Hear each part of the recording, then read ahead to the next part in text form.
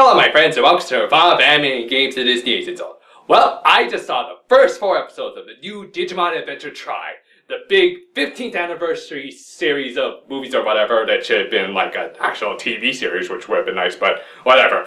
We're now getting a big 6-part movie series or whatever that's gonna be like a big celebration of the old school Digimon.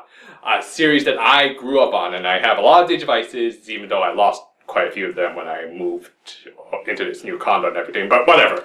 It's big, and it was like a big budget little thing that's meant to like commemorate everything that Digimon stands for, and I thought it was okay.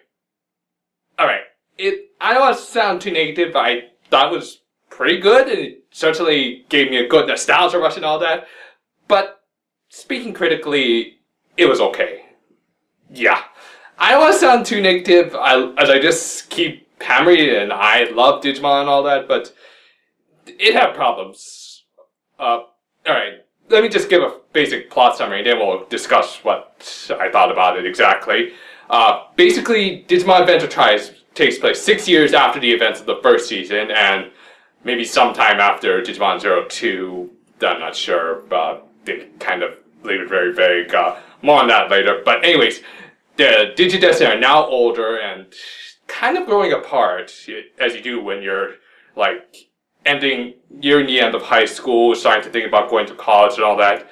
And yeah, the kids are starting to feel a little bit lonely and all that, but then they quickly have to reassemble as they see that now the new infected Digimon are starting to appear in Odaiba yet again, and they have to gather up again and take them down, and yeah, that's basically what they do for 4 episodes, and then have one final big climactic battle with a certain Digimon from that some of you may know about, but I won't spoil it. It's a really damn awesome fight that involves a certain very popular Digimon that's like at the top of a certain Digimon that's at the top of the popularity list fighting this new enemy who appears. It's really good. There's even a new Digidestined who is introduced at the end of that's introduced in these 4 episodes, and she's doesn't get a lot of character development, but more on that later. But yeah, it's a fairly simple yet but engaging little story that I'm sure will develop and all that. But yeah, so what did I like about it? Well, for one thing, the animation is really damn good. You can tell that maybe they did want to make it a TV series because they want to give the animation a lot more attention, and there's a lot of really beautiful backgrounds and everything in this show, and the characters look good, older, more refined designs. Of course, that's great as compared to the low-budget TV first season and some of the later seasons too. And yeah, the action is really good. They move around a lot.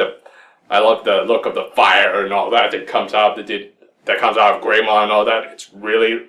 Looks really good. Music is fantastic.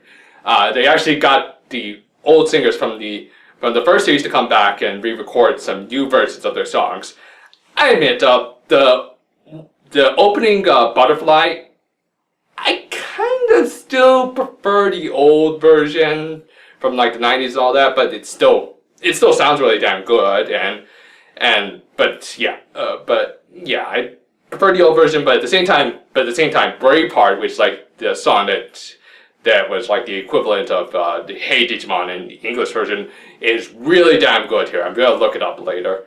So yeah, music is fantastic. Speaking of sound, the voice acting is really good. They recasted a lot of the old Digidestined, but kept the Digimon the same. Don't know about that, but they still sound really good. All very talented actors. As for the story, as I was hinting at, there are problems with it, and I'll get into the story in just a minute, but okay, other things that kind of caught my attention don't really bother me either way. I don't really like the stuff that was in it, but it doesn't really count as negative to me. In this series, for some reason, there was a lot of Shipping. God, those things are loud. Okay, yeah, there was a ton of shipping in these episodes. I'm not for or against them necessarily, but okay, I'll admit they were kind of distracting, but nothing too bad. It just felt like almost. It felt fanfic-ish, to be honest. It kind of felt like whoever wrote this was like a big fan of some of the weirder some of the more direct pairings. Like there's a good strong hint of Yamato and Sora in this one. There was a good Yamato being Matt, by the way. Let's see, Yamato, Matt and Sora, I should just say. There was some Joe and Mimi in this, Joe/Mimi in this, and of course Takeru and TK and Kari in this. And then the biggest one that took up a lot of the show for some reason was Izzy and Mimi for some reason. Was there people out there who were shipping those two? Because just from what I remember in the series, I saw more stronger hits of Joe and Mimi, but Izzy and Mimi? There was like that Centaurmon episode and everything, but were they really that big a pairing that they had to take up like a few scenes in the like third and fourth episodes of this thing? I don't know. But yeah, anyway, there's a lot of shipping in these 4 episodes, so if you're a fan of that, then I'm sure you'll enjoy this series. But yeah, considering that this show might possibly rewrite some of the events of the ending of the epilogue of 02, I'm sure a lot of people appreciate that. But yeah, let's get into the story here. First thing that kind of really bothers me, what's the deal with keeping 02 out of these events? I mean, I'll be the first to admit that 02 had its problems and all that, but I still kind of like the characters and everything. But I wouldn't have been bothered by it if they just said maybe 02 is no longer canon, except there were strong hints that 02 happened, and yet it's barely brought up. I mean, in the first few minutes, I'm not even kidding here, they actually do show the Digidestined who were introduced in 02, and then we don't see them for the rest of the series. Something happens to them, and we don't see them. They're never even brought up by the Digidestined. Like, so you guys are all gathering up. Why don't you gather some of the other guys? You know, Davis and his group. Just saying that there's one of them who, 2 of them can like turn into this big. 2 of them together can form this big dragon-like thing that's kind of strong and everything. You don't want to maybe call those 2, at least those 2 in to help out a little bit. Just saying, nope. Davis and the rest of the 02 group are never even mentioned in the entirety of this little show. And also TK and Kari have the D3s with them instead of their old Digivices. So yeah, 02 definitely did happen, and yet they never bring it up. They never bring up those Digidestined. I don't get it. Also, I don't get why everyone is why all of the humans are being so mean to the Digimon. I'm like, guys, I do realize that there are bad Digimon out there who wreck their stuff and everything, but weren't they also responsible for saving a good portion of the entire planet in 02? I'm just saying, maybe you could be a little bit more appreciative instead of like giving them the X-Men treatment and all that. In fact, didn't the portals between the human world and the digital world kind of start to come together at the end of 02? What happened with that? I don't know. 02 almost. The continuity with 02 is like really confusing. It's there. TK and Kari have the D3s and everything, and yet they don't break up Davis's group and all that. And I don't get it.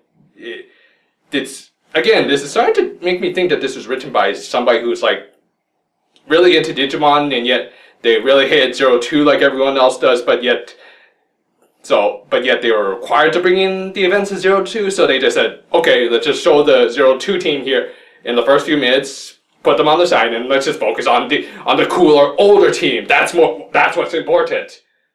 Guys, you can't just ignore 02. Whether you like it or not, you still have to like maybe reference it and maybe references the events, and also reference how characters developed in that season, which brings up my biggest problem with this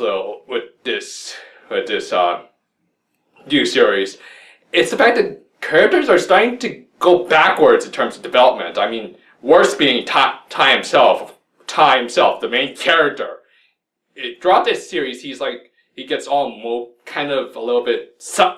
In the first episode, I kind of liked that he was a little bit mopey, that everyone was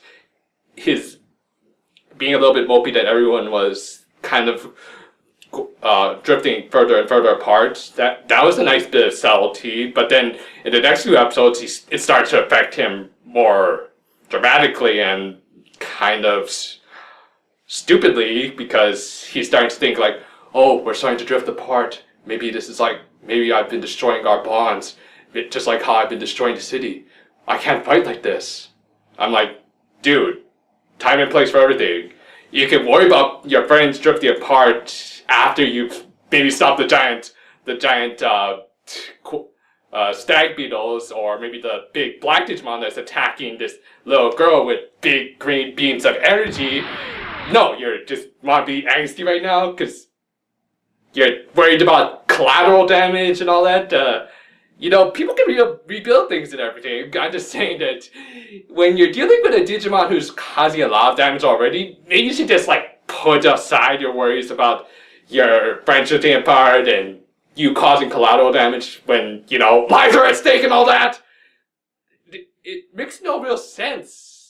Ty is just so freaking angsty in this. He ends up reigniting his old rivalry with Matt for some reason. I'm like, dude, didn't you guys get along in 02? Or again, did 02 just not happen at all? I don't know. It bothered me, especially in the 4th episode where he's just it's literally just standing there. He's like, I don't want to fight. I don't want to cause collateral damage. Oh, there's a girl getting attacked by a big black Digimon? No, I don't want to fight. Oh, he's causing damage? Oh, but I don't want to cause even more damage. Dude! Save the girl! Stop the Digimon from causing more damage! If you end up causing more collateral damage, who cares? That is not the... So anyway, yeah. Thankfully that was made up by a really awesome fight again at the end of that episode and everything, but still, I'm like... I just hope that for the next few episodes, Ty gets out of this little angsty phase, because it was a really needless subplot, and because of it, we kind of lost time on developing this new Digidestined who gets formally introduced in the 4th episode, as well as her Digimon and everything. So yeah, I'm just I don't know, maybe it's just one of those times where I almost get the feeling like somebody just included this little bit of writing because you need to have this kind of angsty character. You kind of have to have this kind of stupid Spider-Man factor to it that says that you can't have a happy protagonist. You have to have him be angsty. Go back a few steps in his development. I don't know. It felt off to me, but still, it's Digimon, and I'm going to keep watching it, and I think it's still really good. It's having its problems right now, but I do think they can work it out. Yeah, at least I hope they work it out. It's good. I would recommend checking it out. I saw it on Crunchyroll. It might not be working a subscription to Crunchyroll on its own, but yeah, if you do want to see it, I do recommend. I would highly, if you have the time to see it and you do have a Crunchyroll subscription, I would recommend seeing it. Otherwise, that's just my quick thoughts on it. My quick thoughts on it. I hope I was able to get you guys interested, or maybe I detracted them from due to a little spat out there, but whatever. Those are just my thoughts. Thanks for listening to me, and I'll see you guys next time with another video I'm working on right now. Yeah. So take care for now, my friends.